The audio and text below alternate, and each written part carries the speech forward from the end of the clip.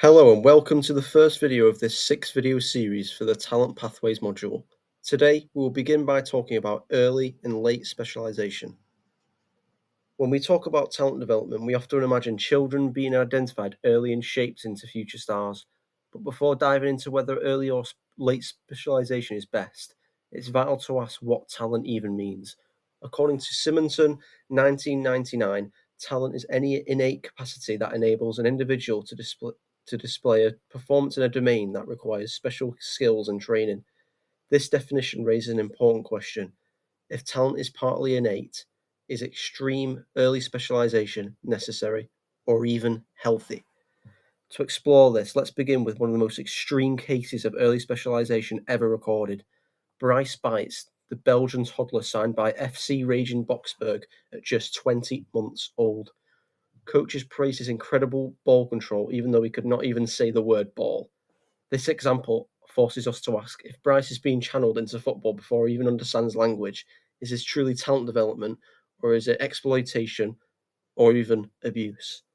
And if he is subjected to this level of pressure at 20 months, what about every other early specializer? Research certainly warns us to proceed carefully. Baker, Cobley, and Fraser Thomas 2009 explained that despite the popularity of early specialisation, evidence supporting its effectiveness is weak, and the risks, burnout, injury, psychological fatigue are substantial. Mostafavar, Best, and Meyer 2012 emphasised that early specialisation correlates with long-term overuse injuries and decreased career longevity. Wiersma 2000 also warns that early specialisation often leads to reduced enjoyment and identity foreclosure, where a young athlete's entire sense of self becomes tied to one sport. But early specialisation does have some success stories, especially in sports that reward early technical development. One standout example is Prince Nassim Hamed, the British Yemeni boxing superstar. He began boxing at age 7, training under Brendan Agel, who recognised his natural athletic ability early. By 12, Hamed was already declaring he would be world champion, and by 18, he turned professional, eventually becoming a multi-belt world champion and global icon. His story demonstrates that in a sport like boxing, where coordination, reflexes, and technical mastery are critical, early specialisation can produce elite results. Football provides another powerful example of early specialisation through professional academies at Manchester City. Children join the academy structure as young as 6 years old. Phil Foden, now one of the top players in Europe and City, progressing through every age group. Jeremy Frimpong is another example. Jadon Sancho, another, who is a Premier League footballer. But even with these success stories, the Manchester City system illustrate clear dangers. Fewer than 5% of academy players make it to the first team, and the pressure to perform from ages young as 6 creates enormous psychological stress. So again, we must ask, is this level of pressure at such a young age justifiable, even if it occasionally produces a Foden or a Sancho?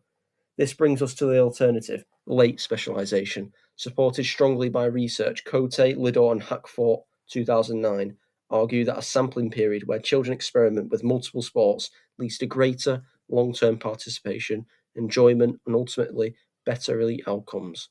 Fransen et al. 2012 found that children aged 6 to 12 who played multiple sports had better coordination and fitness than single sport specialisers.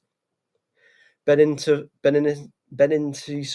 2024 further supports early diversification, especially for young female athletes, citing better motivation, reduced burnout risks, and improved psychological well-being.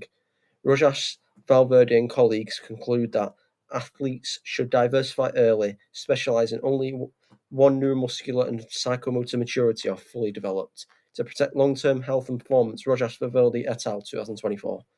Real athletes also demonstrate the power of late specialisation.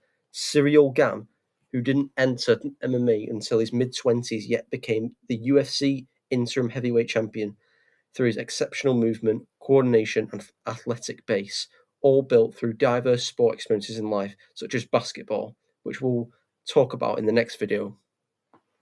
So what does all this mean? Early specialisation can create high-level performers in certain sports, boxing, gymnastics, football academies. Late specialisation, on the other hand, tends to produce healthier, more rounded athletes with longer careers and fewer injuries. Therefore, return to our guiding question: does specialising early create elite talent or create long-term problems?